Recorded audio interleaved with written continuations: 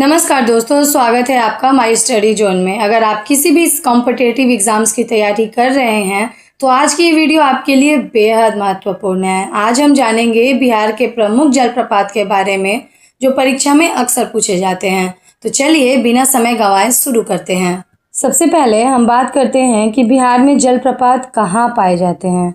पता है आपको, बिहार के अधिकांश जलप्रपात कैमूर एवं रोहतास के पठारी क्षेत्रों में पाए जाते हैं।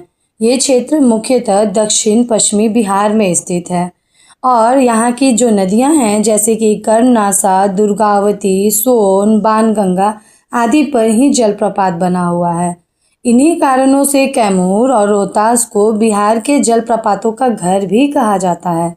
चलिए कुछ फैक्ट बॉक्स में दिया हुआ है वो हम अच्छे से समझते हैं। पता है आपको, बिहार के सबसे प्रसिद्ध जलप्रपात कौन सा है? वो है काकोलत जलप्रपात जो नवादा में है। अधिकांश जलप्रपात कहाँ स्थित है? कैमूर और रोहतास में। जलप्रपात बनने का प्रमुख कारण क्या होता है?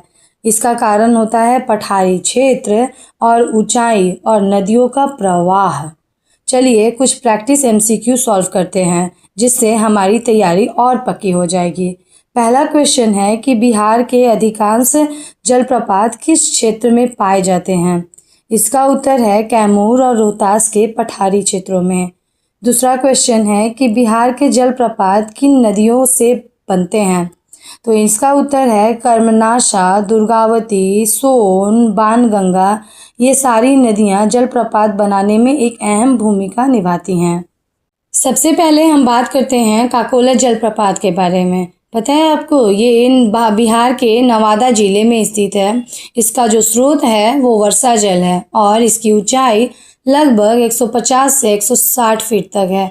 इसकी विशेषता बिहार का सबसे प्रसिद्ध जलप्रपात है और महत्व पर्यटन की दृष्टि से यह अत्यंत महत्वपूर्ण है। गर्मियों में यहाँ बड़ी संख्या में पर्यटक आते हैं। चलिए कुछ एमसीक्यू सॉल्व करते हैं साथ में। काकोलत जलप्रपात किस जिले में स्थित है? इसका उत्तर है नवादा। काकोलत जलप्रपात की ऊंचाई लगभग कितनी है? इसका उत्तर है 150 से 160 फीट। और काकोलत जलप्रपात का निर्माण किस नदी के जल से होता है? इसका उत्तर है काकोलत नदी। काकोलत जलप्रपात को किस रूप में जाना जाता है? तो इसका उत्तर है बिहार का सबसे प्रसिद्ध जलप्रपात। अब हम बात करते हैं धुआकुंड जलप्रपात के बारे में जो रोहतास जिले में स्थित है और इसकी ऊंचाई लगभग 150 से 200 फीट तक है। जल गिरने पर इसकी आकृति धुएं जैसी हो जाती है, इसीलिए इसका नाम धुआकुंड पड़ा है। इतना ही नहीं, ये जल विद्युत उत्पादन की संभावना के लिए भी प्रसिद्ध है। चलिए कुछ एमसीक्यू सॉल्व करते हैं साथ में। पहला क्वेश्चन है कि धुआकुंड जलप्रपात किस जिले में स्थित है? तो इसका उत्तर है रोहतास। धुआकुंड जलप्रपात की ऊंचाई लगभग कितनी है? तो इसका उत्तर है 150 से 200 फीट। फिर हम बात करते हैं धुआकुंड जलप्रपात का नाम धुआकुंड क्यों पड़ा? तो इसका उत्तर है जल गिरने पर धुएं जैसा दृश्य बनता है। फिर चौथा क्वेश्चन है हमारा कि धुआकुंड जलप्रपात किसके लिए प्रसिद्ध है?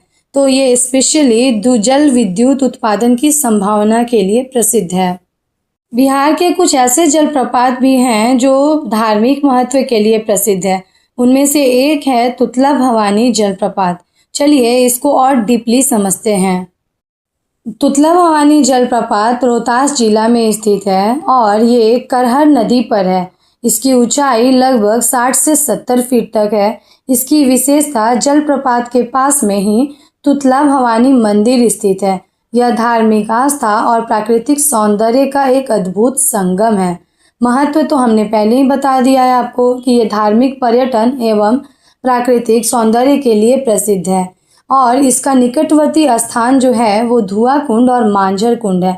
जिस मांझर कुंड के बारे में हम अगले स्लाइड में बात करेंगे। तब तक हम कुछ प्रैक्टिस एमसीक्यू सॉल्व करते हैं।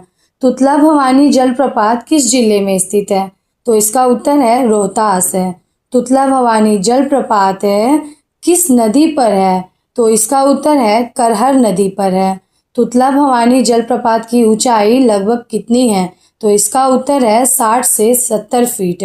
तुतला भवानी जलप्रपात के पास कौन सी मंदिर स्थित है? तो इसका उत्तर है तुतला भवानी मंदिर। अब हम बात करेंगे तिलहर कुंड जलप्रपात के बारे में। ये जो है वो कैमूर जिले में पांचेन नदी पर है और इसकी ऊंचाई लगभग 150 से 200 फीट तक है। और इसकी विशेषता, यह जलप्रपात घने जंगल और पहाड़ियों के बीच स्थित है। यहाँ का प्राकृतिक सौंदर्य अत्यंत मनमोहक है। पर्यटन की दृष्टि से अत्यंत महत्वपूर्ण स्थल है। चलिए कुछ प्रैक्टिस MCQ सॉल्व करते हैं। पहला क्वेश्चन, तिलहर कुंड जलप्रपात किस जिले में स्थित है?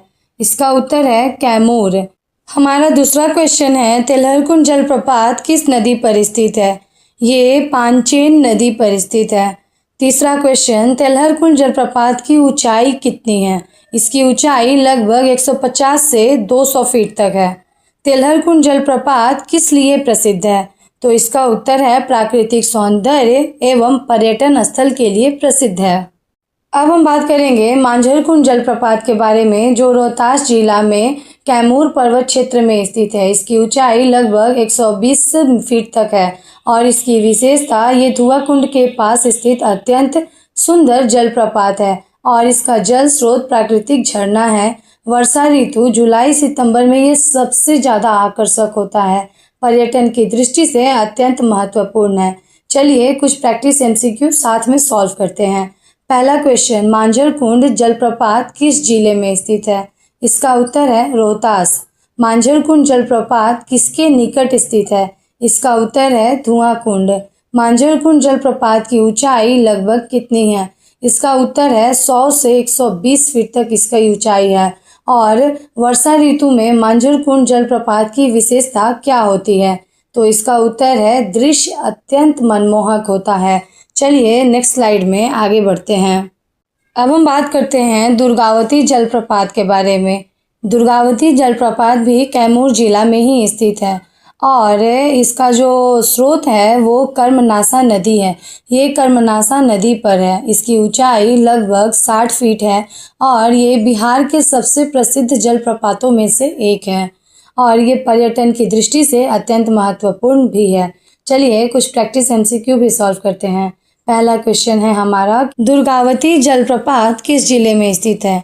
इसका उत्तर है कैमूर।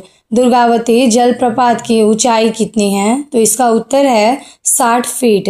तीसरा क्वेश्चन है हमारा, दुर्गावती जलप्रपात किस नदी की धारा पर स्थित है? तो इसका उत्तर है कर्मनासा नदी पर। चौथा क्वेश्चन है हमारा, दुर्गावती जलप्रपात किस रूप में जाना जाता है?